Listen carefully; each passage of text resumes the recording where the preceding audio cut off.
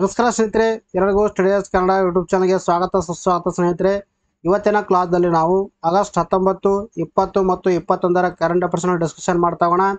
Discussion ಮಾಡೋಕ್ಕಿಂತ ಮುಂಚಿತವಾಗಿ ಯಾರು ನಮ್ಮ ಚಾನಲ್ಗೆ ಹೊಸಬರಾಗಿದ್ದೀರಿ ಚಾನಲ್ ಸಬ್ಸ್ಕ್ರೈಬ್ ಮಾಡಿ, ಶೇರ್ ಮಾಡಿ ಮತ್ತು ಬೆಲ್ ಐಕಾನ್ ಕ್ಲಿಕ್ ಮಾಡಿ. ಬಿಕಾಸ್ ನಾವು ವಿಡಿಯೋ ಮಾಡೋದಕ್ಕೆ ನಿಮ್ಗೆ ಬೇಗ ನೋಟಿಫಿಕೇಶನ್ ಬರುತ್ತೆ. ಮೊದಲನೇ ಪ್ರಶ್ನೆ ಯಾವ ಥರ ಕೇಳಿದೆ ನೋಡಿ. 2024ರ ಪ್ಯಾರಿಸ್ ಪ್ಯಾರಾ ಒಲಿಂಪಿಕ್ಸ್ ಕ್ರೀಡಾಕೂಟದ ಭಾರತದ ಚೀಫ್ ಡಿ ಮಿಷನ್ ಆಗಿ ನೇಮಕಗೊಂಡವರು ಯಾರು ಅಂತ ಪ್ರಶ್ನೆ ಕೇಳಿದ್ದಾರೆ. ಇದಕ್ಕೆ ಸರಿಯಾದ ಉತ್ತರ ಎರಡೇ ಆಪ್ಷನು, ಸತ್ಯಪ್ರಕಾಶ್ ಸಾಂಗವಾನ್ ಇದಕ್ಕೆ ಸರಿಯಾದ ಉತ್ತರ. ಆದರೆ ಯಾಕೆ ಒಂದು ಟಾಪಿಕ್ ಮೇಲೆ ಪ್ರಶ್ನೆ ಕೇಳಿದೆವು ಅಂದ್ರೆ, ನಿಮ್ಮ ನ್ಯೂಸ್ ಪೇಪರ್ ಆರ್ಟಿಕಲ್ ಕಾಣಿಸಿಕೊಂಡಿದೆ ನೋಡಿ, para Olympics Satyaprakash chief de mission ಅಂತ ಆರ್ಟಿಕಲ್ ನ್ಯೂಸ್ ಪೇಪರ್ ಅಲ್ಲಿ ಕಾಣಿಸಿಕೊಂಡಿರುವಂಥದ್ದು. ಭಾರತೀಯ ಪ್ಯಾರಾ ಒಲಿಂಪಿಕ್ಸ್ ಸಮಿತಿಯ ಉಪಾಧ್ಯಕ್ಷರಾಗಿರುವಂಥ ಸತ್ಯಪ್ರಕಾಶ್ ಸಾಂಗವಾನ್ ಅವರನ್ನು ಪ್ಯಾರಿಸ್ ಪ್ಯಾರಾ ಒಲಿಂಪಿಕ್ಸ್ ಭಾರತ ತಂಡದ ಚೀಫ್ ಡಿ ಮಿಷನ್ ಆಗಿ ನೇಮಕಗೊಂಡಿರುವಂಥದ್ದು. ಬಹಳ ಇಂಪಾರ್ಟೆಂಟ್ ಆಗುತ್ತೆ. 2024 ಆಗಸ್ಟ್ 28ರಿಂದ ಸೆಪ್ಟೆಂಬರ್ 8ರವರೆಗೆ ನಡೆಯುವಂಥ ಈ ಒಂದು ಪ್ಯಾರಾ ಒಲಿಂಪಿಕ್ಸ್ ಕ್ರೀಡಾಕೂಟದ ಭಾರತ ತಂಡದ ಚೀಫ್ ಡಿ ಮಿಷನ್ ಆಗಿ ಸತ್ಯಪ್ರಕಾಶ್ ಸಾಂಗವಾನ್ ಅವರನ್ನು ನೇಮಕ ಮಾಡಲಾಗಿರುವಂಥದ್ದು. ಇನ್ನು ಸುಮಿತ್ ಆಂಟಿಲ್ ಮತ್ತು ಭಾಗ್ಯಶ್ರೀ ಜಾಧವ್ ಅವರನ್ನು 2024ರ ಪ್ಯಾರಿಸ್ ಪ್ಯಾರಾ ಒಲಿಂಪಿಕ್ಸ್ನ ಉದ್ಘಾಟನಾ ಸಮಾರಂಭದಲ್ಲಿ ಭಾರತದ ಧ್ವಜಧಾರಿಯಾಗಿ ಆಯ್ಕೆಯಾಗಿದ್ದಾರೆ. ಇದನ್ನು ಕೂಡ ಬಹಳ ಇಂಪಾರ್ಟೆಂಟ್ ಆಗುತ್ತೆ. 2024ರಲ್ಲಿ ಜರುಗುವಂಥ ಪ್ಯಾರಿಸ್ ಪ್ಯಾರಾ ಒಲಿಂಪಿಕ್ಸ್ ಈ ಒಂದು ಉದ್ಘಾಟನಾ ಸಮಾರಂಭದಲ್ಲಿ ಭಾರತದ ಧ್ವಜಧಾರಿಯಾಗಿ ಭಾರತ ತಂಡವನ್ನು ಮುನ್ನಡೆಸುವವರು ಯಾರಂದ್ರೆ ಸುಮಿತ್ ಆಂಟಿಲ್ ಮತ್ತು ಭಾಗ್ಯಶ್ರೀ ಜಾಧವ್ ಅಂತ ಹೇಳ್ತೀವಿ. ಇನ್ನು 17 ಬೇಸಿಗೆ ಪ್ಯಾರಾ ಒಲಿಂಪಿಕ್ಸ್ ಪ್ಯಾರಿಸ್ನಲ್ಲಿ ಆಗಸ್ಟ್ 28ರಿಂದ ಸೆಪ್ಟೆಂಬರ್ 28ರವರೆಗೆ ನಡೆಯಲಿರುವಂಥದ್ದು. ಅಂದರೆ ಈ ಒಂದು ಪ್ಯಾರಾ ಒಲಿಂಪಿಕ್ಸ್ ಕ್ರೀಡಾಕೂಟಗಳನ್ನು ಇವು 17 ಆವೃತ್ತಿಯಾಗಿರುವಂಥದ್ದು. ಇವನು ಕೂಡ ಪ್ಯಾರಿಸ್ನಲ್ಲಿ ನಡೆಸಲಾಗ್ತಾ ಇರುವಂಥದ್ದು. ಈಗಾಗಲೇ ಒಲಿಂಪಿಕ್ಸ್ ಪಂದ್ಯಗಳನ್ನು ಪ್ಯಾರಿಸ್ನಲ್ಲಿ ಮುಗಿದೋಗಿರುವಂಥದ್ದು. ಈಗ ಈ ಒಂದು ಪ್ಯಾರಾ ಒಲಿಂಪಿಕ್ಸ್ ಪಂದ್ಯಗಳನ್ನು ಕೂಡ ಪ್ಯಾರಿಸ್ನಲ್ಲಿ ನಡೆಸಲಾಗ್ತಾ ಇರುವಂಥದ್ದು. ಅವು ಆಗಸ್ಟ್ 28ರಿಂದ ಸೆಪ್ಟೆಂಬರ್ 8ರವರೆಗೆ ನಡೆಯಲಿರುವಂಥದ್ದು. ಇನ್ನು ಸುಮಿತ್ ಆಂಟಿಲ್ ಅವರು 2020ರ ಟೋಕಿಯೋ ಪ್ಯಾರಾ ಒಲಿಂಪಿಕ್ಸ್ನಲ್ಲಿ ಜಾವಲಿನ್ ಥ್ರೋದಲ್ಲಿ ಚಿನ್ನದ ಪದಕವನ್ನು ಗೆದ್ದುಕೊಂಡಿರುವಂಥದ್ದು. ಇನ್ನು ಅದಲ್ಲದೆ ಭಾಗ್ಯಶ್ರೀ ಜಾಧವ್ ಅವರು 2024ರಲ್ಲಿ ನಡೆದಿರುವಂಥ ಏಷ್ಯನ್ ಪ್ಯಾರಾ ಗೇಮ್ಸ್ ಮತ್ತು ವಿಶ್ವ ಪ್ಯಾರಾ ಅಥ್ಲೆಟಿಕ್ಸ್ ಚಾಂಪಿಯನ್ಶಿಪ್ನಲ್ಲಿ ಶಾರ್ಟ್ ಪುಟ್ನಲ್ಲಿ ಬೆಳ್ಳಿ ಪದಕವನ್ನು ಗೆದ್ದುಕೊಂಡಿರುವಂಥದ್ದು. ಒಟ್ಟಾರೆಯಾಗಿ ನಿಮಗೆ ಇಲ್ಲಿ ಚೀಫ್ ಡಿ ಮಿಷನ್ ಕೇಳಿದ್ರೆ ಸತ್ಯಪ್ರಕಾಶ್ ಸಾಂಗವಾನ್ ಅಂತ ಹೇಳಬೇಕು. ಇನ್ನು ಈ ಒಂದು ಪ್ಯಾರಾ ಒಲಿಂಪಿಕ್ಸ್ನಲ್ಲಿ ಭಾರತದ ಧ್ವಜಧಾರಿಯಾಗಿ ಉದ್ಘಾಟನಾ ಸಮಾರಂಭದ ಯಾರೋ ಒಂದು ದೇಶವನ್ನು ಅಥವಾ ತಂಡವನ್ನು ಮುನ್ನಡೆಸಲಿದ್ದಾರೆ ಅಂತ ಪ್ರಶ್ನೆ ಕೇಳಿದ್ರೆ ಸುಮಿತ್ ಆಂಟಿಲ್ ಮತ್ತು ಭಾಗ್ಯಶ್ರೀ ಜಾಧವ್ ಅಂತ ಹೇಳಬೇಕು. ಇನ್ನು ಯಾರಿಗೆ ನಮ್ಮ ನೋಟ್ಸ್ಗಳನ್ನು ಬೇಕು ಈ ಒಂದು ನಂಬರ್ಗೆ ನೀವು ಪೇ ಮಾಡಿ ಸ್ಕ್ರೀನ್ ಶಾಟ್ಗಳನ್ನು ಕಳಿಸುವ ಮೂಲಕ ಪಡೆದುಕೊಳ್ಳಬಹುದು. ಆದರೆ ಎಷ್ಟಾಗುತ್ತೆ ಅಂತ ಪ್ರೈಸ್ ಮೆನ್ಷನ್ ಮಾಡಿದೆ ನೋಡಿ. 1 ಮಂತ್ಗೆ ನಿಮಗೆ 40 ರೂಪಾಯಿ ಆಗುತ್ತೆ. 2023 ಜನವರಿ ಟು ಜುಲೈ 2024ವರೆಗೆ ನಿಮಗೆ 760 ಆಗುತ್ತೆ. 2024 ಜನವರಿ ಟು ಜುಲೈ 2024 280 ಆಗುತ್ತೆ. ಇನ್ನು 2022 ಜನವರಿ ಟು ಜುಲೈ 2024ವರೆಗೆ ನಿಮಗೆ 1240 ಆಗುತ್ತೆ. ಅದರ ಡಿಸ್ಕೌಂಟ್ ಸೇರಿಬಿಟ್ಟು ನಿಮಗೆ 1140 ಸಿಗುತ್ತೆ. ಈ ಒಂದು ನಂಬರ್ಗೆ ನೀವು ಪೇ ಮಾಡಿ ಸ್ಕ್ರೀನ್ ಶಾಟನ್ನು ಕಳಿಸುವ ಮೂಲಕ ನಮ್ಮ PDF ಫಾರ್ಮೆಟ್ ಇರುವಂಥ ಮ್ಯಾಗಝಿನ್ಗಳನ್ನು ನೀವು ಪಡೆದುಕೊಳ್ಳಬಹುದು. ಇನ್ನು ನೆಕ್ಸ್ಟ್ ಕ್ವಶನ್ ಯಾವ ಥರ ಕೇಳಿದೆ ನೋಡಿ. ವಿಶ್ವಸಂಸ್ಥೆಯ ಕಮಾಂಡ್ಗೆ ಸೇರಿಕೊಂಡ 18ನೇ ದೇಶ ಯಾವುದು ಅಂತ ಪ್ರಶ್ನೆ ಕೇಳಿದ್ದಾರೆ. ಇದಕ್ಕೆ ಸರಿಯಾದ ಉತ್ತರ 3ನೇ ಆಪ್ಷನು ಜರ್ಮನಿ ಇದಕ್ಕೆ ಸರಿಯಾದ ಉತ್ತರ. ಜರ್ಮನಿಯು ಇತ್ತೀಚೆಗೆ ದಕ್ಷಿಣ ಕೊರಿಯಾದಲ್ಲಿ US ನೇತೃತ್ವದ ವಿಶ್ವಸಂಸ್ಥೆಯ ಕಮಾಂಡ್ಗೆ 18ನೇ ಸದಸ್ಯ ರಾಷ್ಟ್ರವಾಗಿ ಸೇರಿಕೊಂಡಿರುವಂಥದ್ದು. ವೆರಿ ಇಂಪಾರ್ಟೆಂಟ್ ಆಗುತ್ತೆ ನೋಡಿ. ರೀಸೆಂಟ್ ಆಗಿ ಯುನೈಟೆಡ್ ನೇಷನ್ ಕಮಾಂಡ್ಗೆ 18ನೇ ಸದಸ್ಯ ರಾಷ್ಟ್ರವಾಗಿ ಜರ್ಮನಿಯು ಸೇರಿಕೊಂಡಿರುವಂಥದ್ದು. ಇನ್ನು ಈ ಒಂದು ವಿಶ್ವಸಂಸ್ಥೆಯ ಕಮಾಂಡ್ ಬಗ್ಗೆ ನಾವು ಮಾತಾಡ್ತಾ ಬಂದ ನೋಡಿ. ಯುನೈಟೆಡ್ ನೇಷನ್ಸ್ ಕಮಾಂಡ್ ಅಂತ ಕರಿತೀವಿ. ಕೊರಿಯನ್ ಯುದ್ಧದ ಸಮಯದಲ್ಲಿ ಶಾಂತಿಯನ್ನು ಪುನಃಸ್ಥಾಪಿಸಲು ಮತ್ತು ಕದನ ವಿರಾಮ ಒಪ್ಪಂದವನ್ನು ಜಾರಿಗೊಳಿಸಲು 1950ರಲ್ಲಿ ಇದನ್ನು ಸ್ಥಾಪನೆ ಮಾಡಲಾಗಿರುವಂಥದ್ದು. ಈ ಒಂದು ಕೊರಿಯನ್ ಏನು ಒಂದು ಯುದ್ಧ ನಡೆದಿತ್ತು ನೋಡ್ರಿ, ಆ ಒಂದು ಯುದ್ಧದಲ್ಲಿ ಶಾಂತಿಯನ್ನು ಕಾಪಾಡಿಕೊಳ್ಳಲು ಮತ್ತು ಕದನ ವಿರಾಮವನ್ನು ಅಲ್ಲಿ ಅಂಗೀಕರಿಸಲು 1950ರಲ್ಲಿ ಈ ಒಂದು ಆ ಕಮಾಂಡನ್ನು ಸ್ಥಾಪನೆ ಮಾಡಲಾಗಿರುವಂಥದ್ದು. ಇದನ್ನು ವಿಶ್ವಸಂಸ್ಥೆಯ ಅಡಿಯಲ್ಲಿ ರಕ್ಷಿಸಲಾಗಿದ್ದರೂ ಇದು ಸ್ವತಂತ್ರವಾಗಿ ಕಾರ್ಯನಿರ್ವಹಿಸುವಂತಹ ಒಂದು ಸಂಘಟನೆ ಮತ್ತು ಉತ್ತರ ಕೊರಿಯಾದೊಂದಿಗೆ ಸಂವಹನ ಕೊಂಡಿಯಾಗಿ ಕಾರ್ಯನಿರ್ವಹಿಸುವಂತಹ ಒಂದು ಏನಪ್ಪಾ ಅಂದ್ರೆ ಒಂದು ಕಮಾಂಡ್ ಅಂತ ಹೇಳ್ತೀವಿ. ಇನ್ನು ಮುಖ್ಯವಾಗಿ ದಕ್ಷಿಣ ಕೊರಿಯಾದಲ್ಲಿ US ಮಿಲಿಟರಿ ಕಮಾಂಡ್ ನೇತೃತ್ವ ವಹಿಸುತ್ತದೆ. ಅಂದರೆ ಏನು ಈ ಒಂದು ಯುನೈಟೆಡ್ ನೇಷನ್ ಕಮಾಂಡ್ ಇದೆ ನೋಡಿ, ದಕ್ಷಿಣ ಕೊರಿಯಾದಲ್ಲಿ ಪ್ರಮುಖವಾಗಿ ಇದರ ಒಂದು ನೇತೃತ್ವ ಯಾರು ವಹಿಸಿಕೊಳ್ತಾರೆ ಅಂದ್ರೆ US ಮಿಲಿಟರಿ ಕಮಾಂಡರ್ ಯಾರು ಇರ್ತಾರೆ ನೋಡಿ, ಅವರು ಇದರ ಒಂದು ನೇತೃತ್ವವನ್ನು ವಹಿಸಿಕೊಳ್ತಾರೆ. ಇನ್ನು ಇದು ನಿಂತಿರುವ ಸೈನ್ಯವಲ್ಲ, ಆದರೆ ಸದಸ್ಯ ರಾಷ್ಟ್ರಗಳ ಒಕ್ಕೂಟವಾಗಿರುವಂಥದ್ದು. ಕೇವಲ ಇದು ಒಂದು ಒಕ್ಕೂಟವಾಗಿರುವಂಥದ್ದು, ಸಂಘಟನೆ ಆಗಿರುವಂಥದ್ದು. ಸಿಯೋಲ್ ನಲ್ಲಿ ಪ್ರಧಾನ ಕಚೇರಿಯನ್ನು ಒಳಗೊಂಡಿರುವಂಥದ್ದು. ಇದು ಸ್ಥಾಪನೆ ಮಾಡಿದ್ದು 1950. ಪ್ರಧಾನ ಕಚೇರಿ ಸಿಯೋಲ್ ನಲ್ಲಿ ಒಳಗೊಂಡಿರುವಂಥದ್ದು. ಇನ್ನು ಇತ್ತೀಚೆಗೆ ಯಾವ ದೇಶವು 3ನೇ voice of global south summit ಅನ್ನು ಆಯೋಜಿಸಿದೆ ಅಂತ ಪ್ರಶ್ನೆ ಕೇಳಿದ್ದಾರೆ. ಇದಕ್ಕೆ ಸರಿಯಾದ ಉತ್ತರ 3ನೇ ಆಪ್ಷನ್ ಭಾರತ. ಇದಕ್ಕೆ ಸರಿಯಾದ ಉತ್ತರ. ಪ್ರಧಾನಿ ನರೇಂದ್ರ ಮೋದಿ ಅವರು 3ನೇ voice of the global south summit ಅನ್ನು ಆಗಸ್ಟ್ 17ರಂದು ಉದ್ಘಾಟನೆ ಮಾಡಿರುವಂಥದ್ದು. ಅಂದರೆ 2024ರಲ್ಲಿ ಈ ಒಂದು ಗ್ಲೋಬಲ್ ಸೌತ್ ಸಮಿಟ್ ವಯಸ್ಸದ ಒಂದು ಏನಪ್ಪಾ ಅಂತಂದ್ರೆ ಒಂದು ಸಮಿಟ್ ನಡೀತಾ ಇರುವಂಥದ್ದು. Voice of global summit global south ಒಂದು ಏನಪ್ಪಾ ಅಂತಂದ್ರೆ ಶೃಂಗಸಭೆ ನಡೀತಾ ಇರುವಂಥದ್ದು. ರೀಸೆಂಟ್ ಆಗಿ ಪ್ರಧಾನಿ ನರೇಂದ್ರ ಮೋದಿ ಅವರು ಈ ಒಂದು ಏನಪ್ಪಾ ಅಂತಂದ್ರೆ ಒಂದು ಸಮಿತಿಯನ್ನು ಅಥವಾ ಸಮಿಟ್ ಅಥವಾ ಒಂದು ಶೃಂಗಸಭೆಯನ್ನು ಉದ್ಘಾಟಿಸಿರುವಂಥದ್ದು. ಇದರ ಥೀಮ್ ಏನಾಗಿತ್ತು ನೋಡಿ, on empowered global south for sustainable future ಅಂತ ಹೇಳ್ತೀವಿ. ಭಾರತವು ಇದನ್ನು ವರ್ಚುವಲ್ ಫಾರ್ಮ್ಯಾಟ್ ನಲ್ಲಿ ಆಯೋಜನೆ ಮಾಡಿರುವಂಥದ್ದು. ಇನ್ನು ಭಾರತವು ಮೊದಲ voice of global south summit ಅನ್ನು 2023 ಜನವರಿ 12ರಿಂದ 13ರವರೆಗೆ ಮತ್ತು 2ನೇ voice of global south summit ಅನ್ನು ನವೆಂಬರ್ 17, 2023ರಂದು ವರ್ಚುವಲ್ ಫಾರ್ಮ್ಯಾಟ್ ನಲ್ಲಿ ಆಯೋಜನೆ ಮಾಡಿರುವಂಥದ್ದು. ಮೊದಲ ಈ ಒಂದು ಶೃಂಗಸಭೆ 2023 ಜನವರಿ 12ರಿಂದ 13ರವರೆಗೆ. ಇನ್ನು 2ನೇ ಶೃಂಗಸಭೆ ನವೆಂಬರ್ 17, 2023. ಆಮೇಲೆ 3ನೇ ಶೃಂಗಸಭೆ ಕೂಡ ಭಾರತದಲ್ಲಿ ನಡೆಸಲಾಗಿರುವಂಥದ್ದು. ಈ 3 ಫಾರ್ಮ್ಯಾಟ್ಗಳನ್ನು ಈ 3 ಶೃಂಗಸಭೆಗಳನ್ನು ವರ್ಚುವಲ್ ಫಾರ್ಮ್ಯಾಟ್ ನಲ್ಲಿ ಆಯೋಜನೆ ಮಾಡಲಾಗಿರುವಂಥದ್ದು. ಇನ್ನು ಎಂಪಾಕ್ಸ್ನ ಕ್ಲಾಡ್ 1 ರೂಪಾಂತರದ ಪ್ರಕರಣವನ್ನು ವರದಿ ಮಾಡಿದ ಆಫ್ರಿಕಾದ ಹೊರಗಿನ ಮೊದಲ ದೇಶ ಯಾವುದು ಅಂತ ಪ್ರಶ್ನೆ ಕೇಳಿದ್ದಾರೆ. ವೆರಿ ಇಂಪಾರ್ಟೆಂಟ್ ಆಗುತ್ತೆ ನೋಡಿ ಈ ಒಂದು ಪ್ರಶ್ನೆ. ಇದಕ್ಕೆ ಸರಿಯಾದ ಉತ್ತರ 2ನೇ ಆಪ್ಷನ್ ಸ್ವೀಡನ್. ಇದಕ್ಕೆ ಸರಿಯಾದ ಉತ್ತರ. ವಿಶ್ವ ಆರೋಗ್ಯ ಸಂಸ್ಥೆಯು ಅಂದ್ರೆ WHO world health organisation recent ಆಗಿ ಏನು ಮಾಡಿದೆ ನೋಡಿ, ಎಂಪಾಕ್ಸ್ನ ಉದ್ಯೋನ್ಮುಖ ಕ್ಲಾಡ್ 1 ರೂಪಾಂತರದ ಪ್ರಕರಣವನ್ನು ವರದಿ ಮಾಡಿದ ಆಫ್ರಿಕಾದ ಹೊರಗಿನ ಸ್ವೀಡನ್ ಮೊದಲ ದೇಶವಾಗಿದೆ ಎಂದು ಘೋಷಣೆ ಮಾಡಿರುವಂಥದ್ದು. ಅಂದರೆ ಈ ಒಂದು ಎಂಪಾಕ್ಸ್ ಪ್ರಕರಣ ರೀಸೆಂಟ್ ಆಗಿ ಸ್ವೀಡನ್ ದೇಶದಲ್ಲಿ ಕಂಡು ಬಂದಿರುವಂಥದ್ದು. ಇದು ಏನು ಒಂದು ಹಿಸ್ಟ್ರಿ ಆಗಿದೆ ಅಂದ್ರೆ ಆಫ್ರಿಕಾದಿಂದ ಹೊರಗೆ ಆ ಒಂದು ಮೊದಲ ಒಂದು ದೇಶದಲ್ಲಿ ಕಂಡು ಬಂದಿರುವಂತಹ ಈ ಒಂದು ಪ್ರಕರಣ ಯಾವ ದೇಶದಲ್ಲಿ ಕಂಡು ಬಂದಿದ್ರೆ ಅದು ಸ್ವೀಡನ್ ಅಂತ ಹೇಳ್ತೀವಿ. ಆಫ್ರಿಕಾದ ಹೊರಗಿನ ಆಫ್ರಿಕಾ ಖಂಡದಿಂದ ಹೊರಗೆ ಯಾವ ದೇಶದಲ್ಲಿ ಈ ಪ್ರಕರಣ ಮೊಟ್ಟ ಮೊದಲ ಬಾರಿಗೆ ಕಂಡು ಬಂದಿದ್ರೆ ಅದು ಸ್ವೀಡನ್ ಅಂತ ನಾವು ಹೇಳ್ತೀವಿ. ಇನ್ನು ಎಂಪಾಕ್ಸ್ ಬಗ್ಗೆ ನಾವು ಮಾತಾಡ್ತಾ ಬಂದ ನೋಡಿ, ಈ ಹಿಂದೆ ಮಂಕಿ ಫಾಕ್ಸ್ ಎಂದು ಕರೆಯಲ್ಪಡುವ ಎಂಪಾಕ್ಸ್ ಆರ್ಥೋಫಾಕ್ಸ್ ವೈರಸ್ ಕುಲದ ಭಾಗವಾದ ಎಂಪಾಕ್ಸ್ ವೈರಸ್ ನಿಂದ ಉಂಟಾಗುತ್ತದೆ. ಪ್ರೀವಿಯಸ್ ಆಗಿ ಇದಕ್ಕೆ ನಾವು ಮಂಕಿ ಫಾಕ್ಸ್ ಅಂತ ಕರೆಯಲಾಗ್ತಾ ಇರುವಂಥದ್ದು. ಮಂಕಿ ಫಾಕ್ಸ್ ಅಂತ ಕರಿತಿದ್ರು, ಬಟ್ ಈಗ ಅದಕ್ಕೆ ನೇಮ್ ಚೇಂಜ್ ಮಾಡಿರುವಂಥದ್ದು. ಅದಕ್ಕೆ ಯಾವ್ದಪ್ಪ ಅಂತಂದ್ರೆ ಜಸ್ಟ್ ಎಂಪಾಕ್ಸ್ ಅಂತ ಕರಿತಾ ಇರುವಂಥದ್ದು. ಈ ಒಂದು ಎಂಪಾಕ್ಸ್ ಅನ್ನೋದು ಆರ್ಥೋಫಾಕ್ಸ್ ಕುಲದ ಭಾಗವಾಗಿರುವಂತಹ ಎಂಪಾಕ್ಸ್ ವೈರಸ್ ನಿಂದ ಉಂಟಾಗುವಂತ ಒಂದು ಕಾಯಿಲೆ. ಇದನ್ನು ಮೊದಲು 1958ರಲ್ಲಿ ಸಂಶೋಧನೆಗೆ ಬಳಸಲಾದ ಮಂಗಗಳಲ್ಲಿ ಗುರುತಿಸಲಾಗಿರುವಂಥದ್ದು. ಏನು ಸಂಶೋಧನೆಗೋಸ್ಕರ ಮಂಗಗಳನ್ನು ಬಳಸಿದ ನೋಡಿ, ಆ ಮಂಗಗಳಲ್ಲಿ ಮೊದಲ ಬಾರಿಗೆ ಈ ಒಂದು ರೋಗವನ್ನು ಪತ್ತೆ ಹಚ್ಚಲಾಗಿರುವಂಥದ್ದು. ಸೋಂಕಿತ ವ್ಯಕ್ತಿಯ ಗಾಯಗಳಾಗಿರ್ಬೋದು ಅಥವಾ ದೇಹದ ದ್ರವಗಳಾಗಿರ್ಬೋದು ಅಥವಾ ಉಸಿರಾಟದ ಹನಿಗಳೊಂದಿಗಿನ ನಿಕಟ ಸಂಪರ್ಕದ ಮೂಲಕ ಹರಡುತ್ತೆ. ಒಬ್ಬ ವ್ಯಕ್ತಿಯಿಂದ ಇನ್ನೊಬ್ಬ ವ್ಯಕ್ತಿ ಯಾವ ತರ ಹರಡುತ್ತಂದ್ರ ಸೋಂಕಿತ ವ್ಯಕ್ತಿಯ ಒಂದು ದ್ರವಗಳ ಮೂಲಕ ಆಗಿರ್ಬೋದು ಅಥವಾ ಆತನ ಒಂದು ಗಾಯಗಳಿಗೆ ಟಚ್ ಮಾಡೋದಾಗಿರ್ಬೋದು ಅಥವಾ ಉಸಿರಾಟದ ಮಾಡಿದಾಗ ಅಥವಾ ಕೆಮ್ಮಿದಾಗ ಆತನು ಏನು ಆತನ ಒಂದು ಬಾಯಿಂದ ಹನಿಗಳು ಹೊರಗುತ್ತೆ ನೋಡಿ, ಆ ತರ ಒಂದು ಕಾಂಟ್ಯಾಕ್ಟ್ ನಿಂದ ಈ ಒಂದು ರೋಗ ಒಬ್ಬರಿಂದ ಒಬ್ಬರಿಗೆ ಸ್ಪ್ರೆಡ್ ಆಗುತ್ತೆ. 1970ರಲ್ಲಿ ಡೆಮಾಕ್ರೆಟಿಕ್ ರಿಪಬ್ಲಿಕ್ ಆಫ್ ಕಾಂಗೋದಲ್ಲಿ ಮೊದಲ ಮಾನವ ಪ್ರಕರಣ ದಾಖಲಾಗಿರುವಂಥದ್ದು.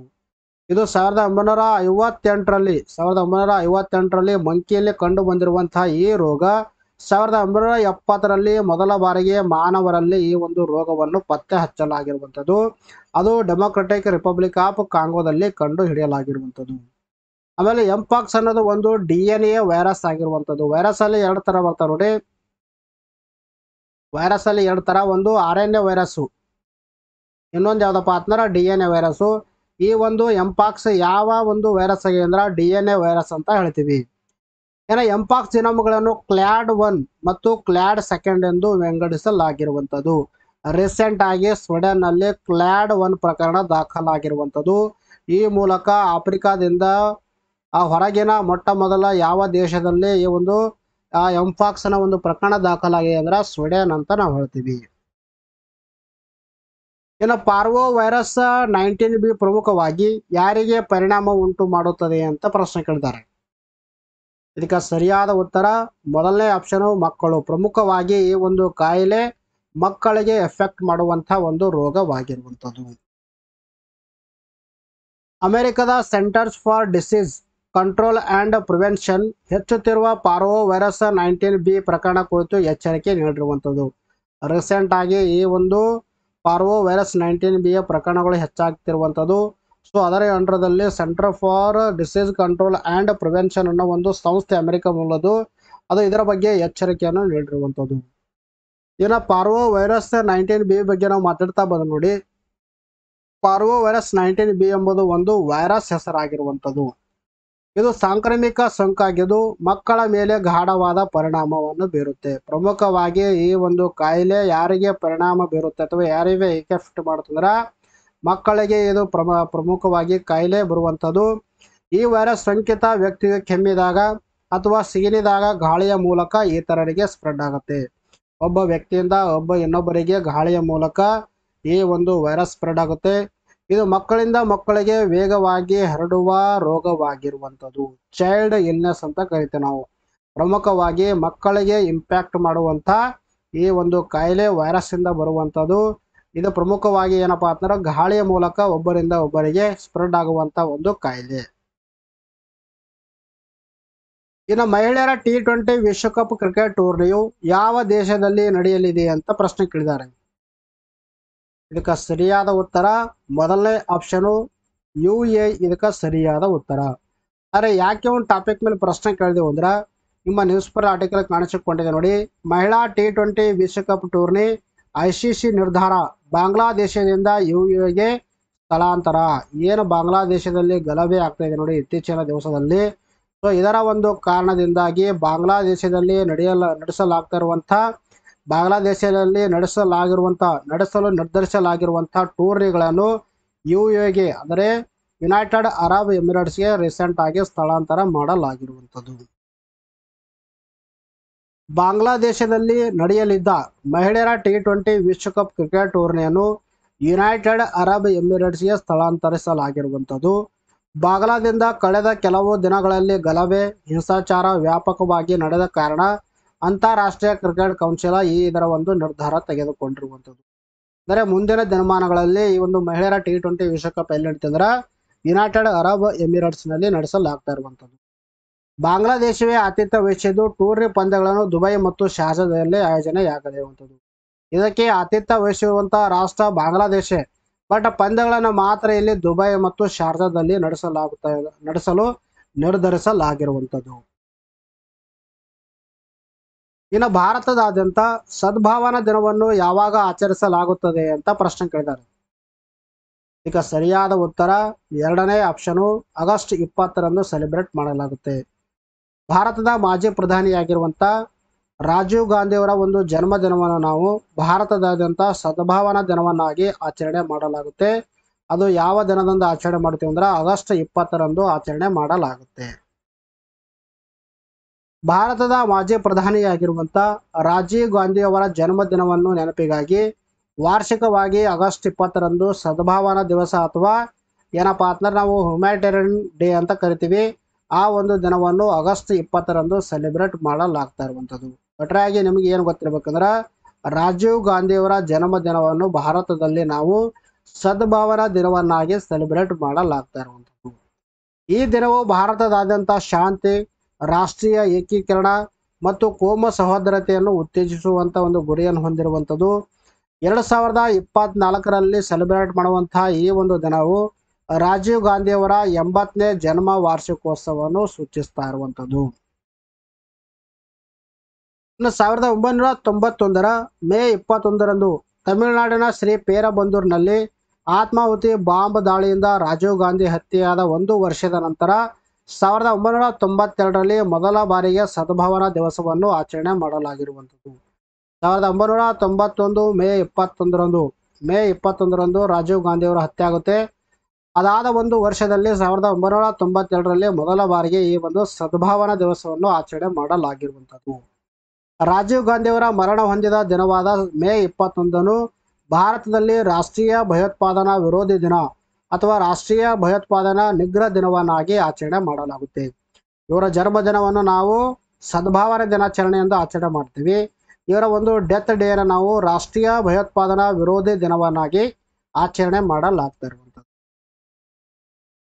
ಇನ್ನು ರಾಜೀವ್ ಗಾಂಧಿಯವರ ಬಗ್ಗೆ ನಾವು ಮಾತಾಡ್ತಾ ಬಂದ ನೋಡಿ, ಇವರ ಜನನ ಯಾವಾಗ ಆಗುತ್ತೆ ಅಂದ್ರೆ 1944 ಆಗಸ್ಟ್ 20ರಂದು. ಇವರ ತಂದೆ ಯಾರಂದ್ರೆ ಫಿರೋಜ್ ಗಾಂಧಿ ಅಂತ ಹೇಳ್ತೀವಿ, ತಾಯಿ ಇಂದಿರಾ ಗಾಂಧಿ.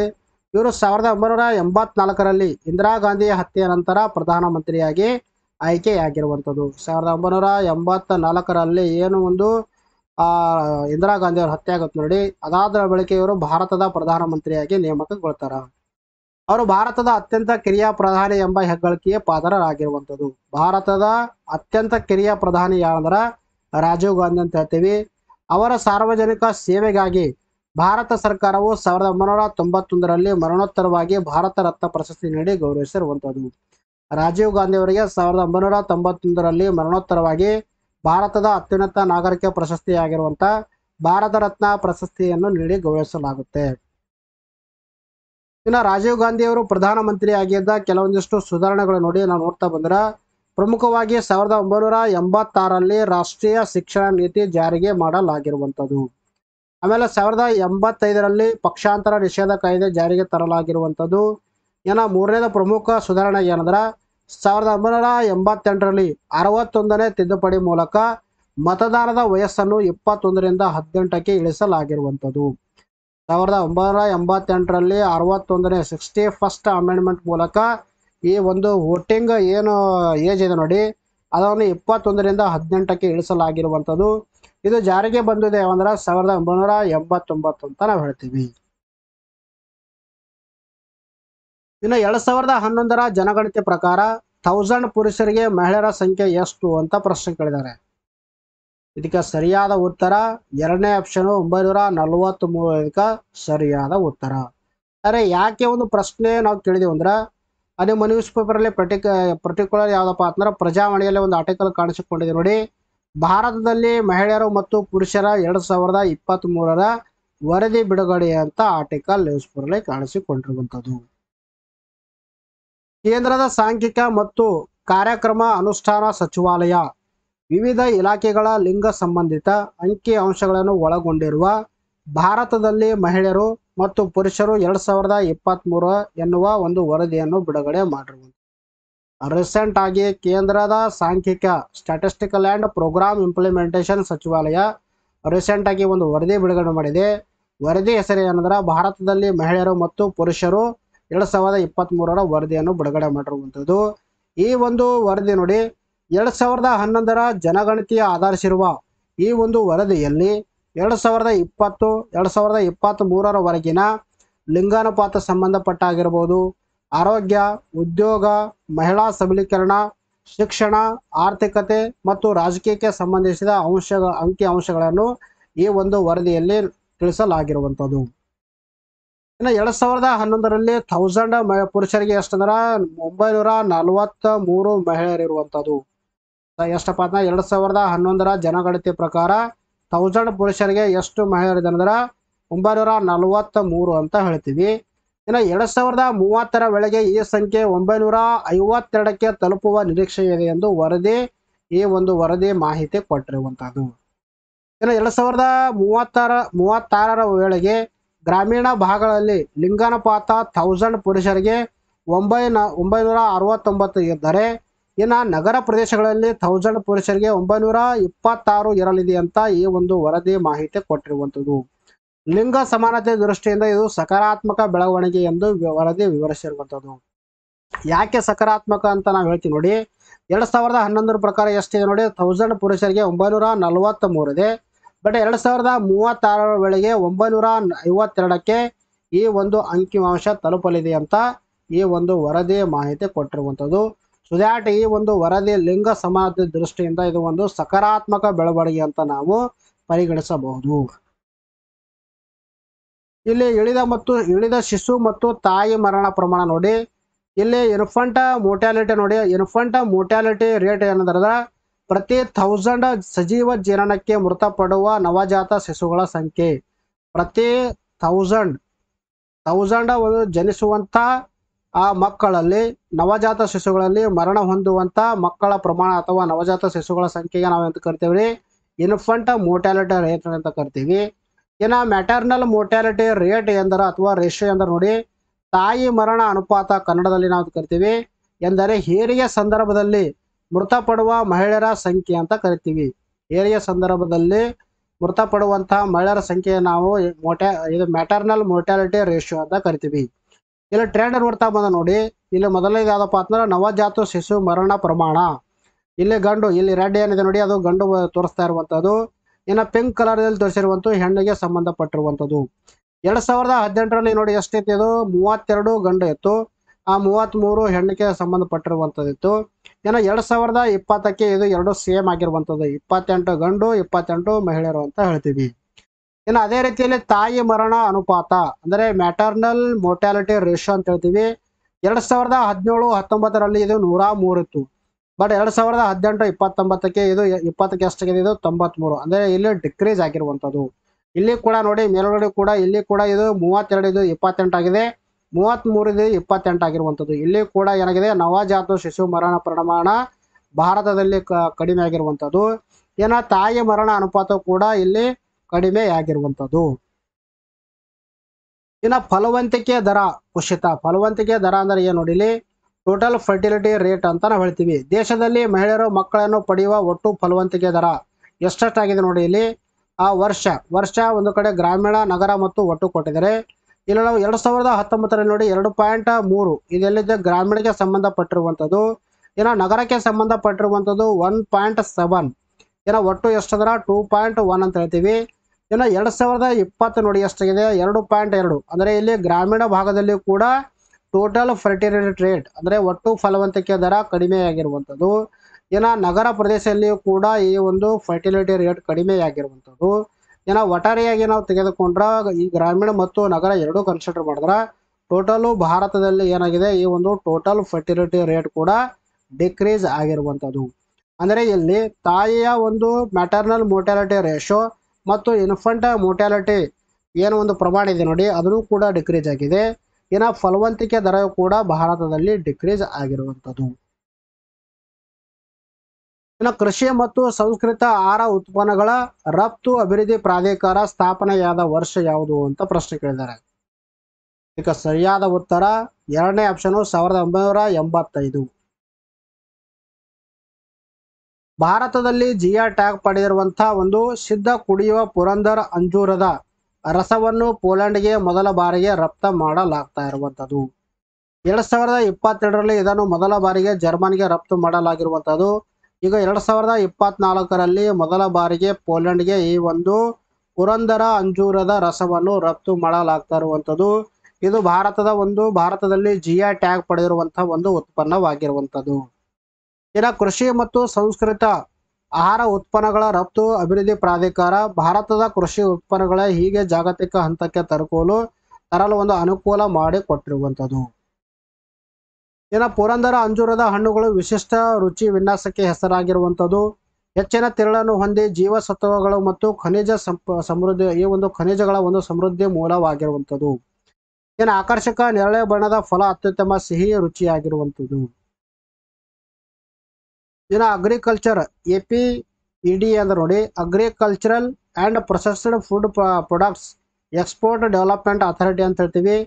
ಕೃಷಿ ಮತ್ತು ಸಂಸ್ಕೃತ ಆಹಾರ ಉತ್ಪನ್ನಗಳ ರಫ್ತು ಅಭಿವೃದ್ಧಿ ಪ್ರಾಧಿಕಾರ ಭಾರತ ಸರ್ಕಾರವು ಕೃಷಿ ಮತ್ತು ಸಂಸ್ಕರಿಸಿದ ಆಹಾರ ಉತ್ಪನ್ನಗಳ ರಫ್ತು ಪ್ರಾಧಿಕಾರ ಕಾಯ್ದೆ 1985 ಅಡಿಯಲ್ಲಿ ಇದನ್ನು ಸ್ಥಾಪನೆ ಮಾಡಲಾಗಿರುವಂಥದ್ದು. ಇದು ವಾಣಿಜ್ಯ ಮತ್ತು ಕೈಗಾರಿಕಾ ಸಚಿವಾಲಯ ಅಡಿಯಲ್ಲಿ ಕಾರ್ಯವನ್ನು ನಿರ್ವಹಿಸುವಂತಹ ಒಂದು ಪ್ರಾಧಿಕಾರವಾಗಿರುವಂಥದ್ದು. ಇದರ ಕೇಂದ್ರ ಕಚೇರಿ ಎಲ್ಲಿ ಕಂಡು ಬರುತ್ತಂದ್ರೆ ದೆಹಲಿ ಅಂತ ಹೇಳ್ತೀವಿ. ಇನ್ನು ನೆಕ್ಸ್ಟ್ ಕೊಟ್ಟಿದ್ದಾರೆ. ಮೊದಲನೇ ಪ್ರಶ್ನೆ ಯಾವ ತರ ಕೇಳಿದೆ ನೋಡಿ. ಇತ್ತೀಚೆಗೆ ಮೊದಲ ನೀತಿ ನಿರೂಪಕ ವೇದಿಕೆ ಎಲ್ಲಿ ಉದ್ಘಾಟನೆಯಾಯಿತು ಅಂತ ಪ್ರಶ್ನೆ ಕೇಳಿದ್ದಾರೆ. ಇದಕ್ಕೆ ಸರಿಯಾದ ಉತ್ತರ ನವದೆಹಲಿ. ಯಾವ ರಾಜ್ಯ ಸರ್ಕಾರವು ಇತ್ತೀಚೆಗೆ ಮುಖ್ಯಮಂತ್ರಿ ಬಾಲ ಪೌಷ್ಟಿಕ ಆಹಾರ ಯೋಜನೆಯನ್ನು ಪ್ರಾರಂಭಿಸಿದೆ ಅಂತ ಪ್ರಶ್ನೆ ಕೇಳಿದ್ದಾರೆ. ಇದಕ್ಕೆ ಸರಿಯಾದ ಉತ್ತರ ಹಿಮಾಚಲ ಪ್ರದೇಶ್. ಇತ್ತೀಚೆಗೆ ಸುದ್ದಿಯಲ್ಲಿ ಕಂಡುಬರುವ ಭೀಮಾ ನದಿಯು ಯಾವ ನದಿಯ ಉಪನದಿಯಾಗಿದೆ ಅಂತ ಪ್ರಶ್ನೆ ಕೇಳಿದ್ದಾರೆ. ಇದಕ್ಕೆ ಸರಿಯಾದ ಉತ್ತರ ಕೃಷ್ಣಾ ನದಿ. ಇನ್ನು ಇತ್ತೀಚೆಗೆ ನಿವ್ವಳ ಶೂನ್ಯ ಕಾರ್ಬನ್ ಎಮಿಷನ್ ಏರ್ಪೋರ್ಟ್ ಸ್ಥಿತಿಯನ್ನು ಸಾಧಿಸಿದ ಮೊದಲ ಭಾರತೀಯ ವಿಮಾನ ನಿಲ್ದಾಣ ಯಾವುದು ಅಂತ ಪ್ರಶ್ನೆ ಕೇಳಿದ್ದಾರೆ. ಇದಕ್ಕೆ ಸರಿಯಾದ ಉತ್ತರ ದೆಹಲಿಯಲ್ಲಿ ಕಂಡುಬರುವಂಥ ಇಂದಿರಾ ಗಾಂಧಿ ಅಂತಾರಾಷ್ಟ್ರೀಯ ವಿಮಾನ ನಿಲ್ದಾಣ. ಇನ್ನು ಇತ್ತೀಚೆಗೆ ಸುದ್ದಿಯಲ್ಲಿ ಕಂಡುಬರುವ ಮೂಡಾ ಹಗರಣವು ಯಾವ ರಾಜ್ಯಕ್ಕೆ ಸಂಬಂಧಿಸಿದೆ ಅಂತ ಪ್ರಶ್ನೆ ಕೇಳಿದರೆ ತಮಗೆಲ್ಲರಿಗೂ ಗೊತ್ತಿರೋ ಹಾಗೆ ಇದು ಸರಿಯಾದ ಉತ್ತರ ಕರ್ನಾಟಕ ಅಂತ ಹೇಳ್ತೀವಿ. ಇನ್ನು ಇತ್ತೀಚೆಗೆ ಮಹಾರಾಷ್ಟ್ರ ಸರ್ಕಾರವು ಯಾವ ಜಿಲ್ಲೆಯಲ್ಲಿ ಮೊದಲ ಸೋಲಾರ್ ವಿಲೇಜ್ ಅನ್ನು ಪ್ರಾರಂಭಿಸಿದೆ ಅಂತ ಪ್ರಶ್ನೆ ಕೇಳಿದರೆ ಇದಕ್ಕೆ ಸರಿಯಾದ ಉತ್ತರ ಸತಾರಾ. ಸ್ನೇಹಿತರೆ, ಇಲ್ಲಿಗೆ ಒಂದು ವಿಡಿಯೋ ಮುಗಿಸೋಣ. ಮತ್ತೆ ಮುಂದಿನ ವಿಡಿಯೋದಲ್ಲಿ ನಾವು ಭೇಟಿಯಾಗೋಣ. ಅಲ್ಲಿ ಟೇಕ್ ಕೇರ್, ಬೈ ಬಾಯ್.